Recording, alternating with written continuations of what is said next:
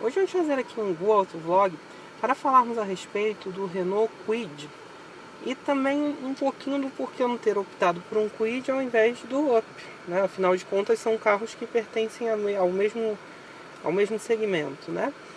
Então o Renault Kwid, ele chegou agora partindo dos R$ 29.990. Eu acho que ele chegou num momento ideal para esse tipo de veículo barato, que a gente está numa crise muito grande, e o preço dele é muito feliz, visto que quase tudo que a gente tem de carro hoje ultrapassa os R$ 40 mil. Qualquer carrinho um pouquinho mais completo, com um pouco mais de dignidade, já ultrapassa fácil os R$ 40 mil, o que é um absurdo, né? A gente pensa, por exemplo, um Up como esse daqui, um Up com uma transmissão dessas daqui, em 2014 partia exatamente dos 29.900, que era um Move Up, 2 portas com câmbio iMotion. Hoje o único modelo que tem com esse tipo de transmissão parte de R$ 53 mil, ou seja, um cúmulo do absurdo em termos de valores, né? Então o Kwid ele vem num momento que a gente necessita de carros mais baratos. Ele fazendo sucesso, ele vai... Eu espero que a Renault não... E eu acho difícil dela não querer aumentar o preço do carro. Mas se ele conseguir fazer sucesso e os preços forem mantidos, existe uma probabilidade de termos uma diminuição, né, no valor dos carros em geral. O que eu acho muito bem-vindo, como aconteceu na era dos carros chineses, né, da chegada dos carros chineses no Brasil. Então eu acho que isso é muito bem-vindo, né, um auxílio. O problema é que para o Kwid ser um grande sucesso, necessitaria de ainda mais concessionárias, que a rede autorizada da Renault não é tão grande, né, quanto é de uma Chevrolet, de uma Fiat, ou de uma Volkswagen ou Ford.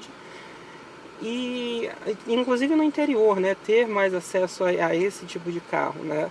Até porque eu acredito muito, eles estão chamando ele de SUV dos compactos. Eu acho que não tem muito a ver, porque ele é um carro do segmento A, né? Ele é um carro subcompacto, ele é pequenininho, né? Então, mas os ângulos de entrada e saída dele, a altura dele em relação ao solo é muito grande.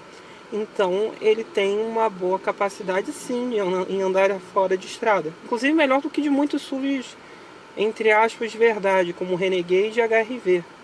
Então isso é uma coisa boa. É um carro que ele é meio anacrônico, que ele usa um eixo rígido na traseira, não é eixo de torção não. Então o que acontece? Eixo rígido é que nem dessas picapes médias, né, em geral, a exceção da semi-média Toro, né, que usa um sistema independente. Então ele teoricamente tinha que pular muito quando você passa em buracos, mas eles conseguiram fazer um bom trabalho de suspensão e ele quase não pula quando você está andando com um carro, né, em ruas mais esburacadas, até porque nós temos que lembrar que o entre-eixos dele não é longo, é um carro muito pequeno, né? Então, obviamente, ele acaba passando por mais irregularidades, né? Sentindo mais as irregularidades, né? Mas assim, eu acho que a proposta dele é muito bem-vinda. Eu acho que muita gente fala, ele veio para competir com Up e Mob. Com o Mob até pode ser, porque o Mob é muito meia boca. Ele tem um motor muito bom, que é o Firefly, a opção do Firefly, e a caixa GSR, que é uma opção, mas seja manual ou GSR, o Firefly é um motor muito bom, né? Mas custa caro e é um carro que já acabou de ser comprovado que é inseguro, né? Estrutura velha ainda do Palio de 96, uma derivação muito antiga, e um carro que não tem espaço nenhum, que é aí que o Kwid entra. O Kwid é muito espaçoso para o tamanho dele, né? O problema do Kwid é que ele é muito elevado, inclusive em termos de assento, né?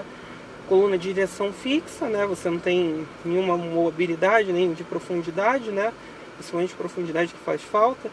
Mas assim, eu acho que ele vem num momento bom, e eu acho que ele é provavelmente o substituto em vida, seria assim, não sei se seria em vida, seria mais exatamente o substituto do Fiat Uno Mille, né, que tanta gente gostava, tanta gente usava no interior, no meio da lama. Era um carro muito barato, o Kwid é um carro muito barato, e tem alguns detalhes nele que são muito parecidos. Por exemplo, ele só tem um limpador de para-brisa, que limpa bem, não é problema nenhum, O motor, apesar de 1.0 dar conta do recado, como acontecia no Mille, né? Então, assim, ele tem tudo para fazer sucesso, né? Mas por que eu acabei optando pelo Up, tendo um Kwid, que o Kwid seria até mais barato que o Up, né? Mesmo o Up sendo usado.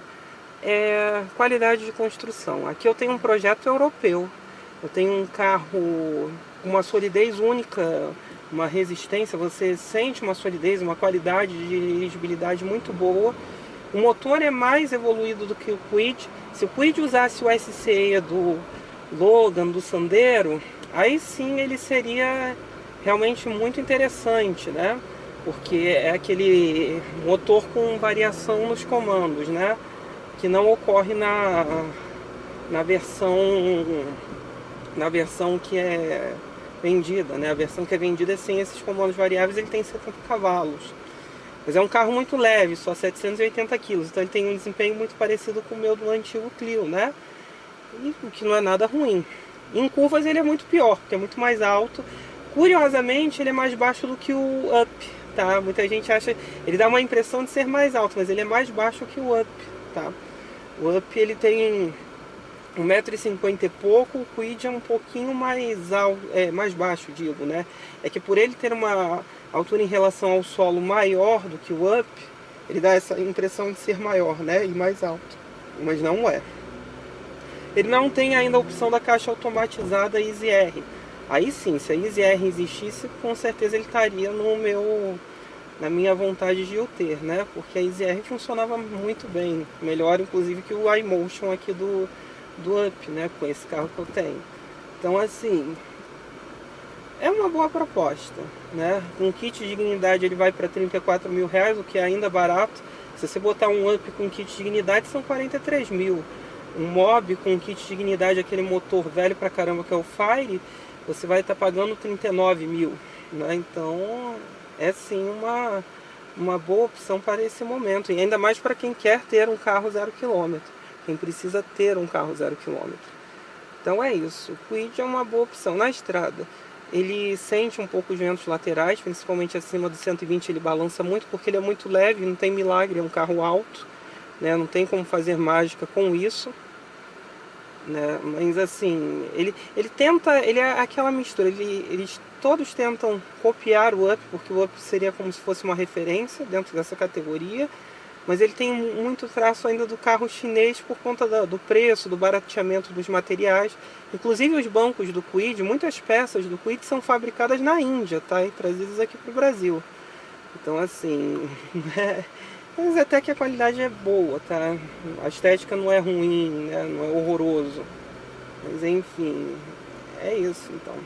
Tá bom, pessoal? Curtam, compartilhem, discutam aí embaixo. É isso então, valeu.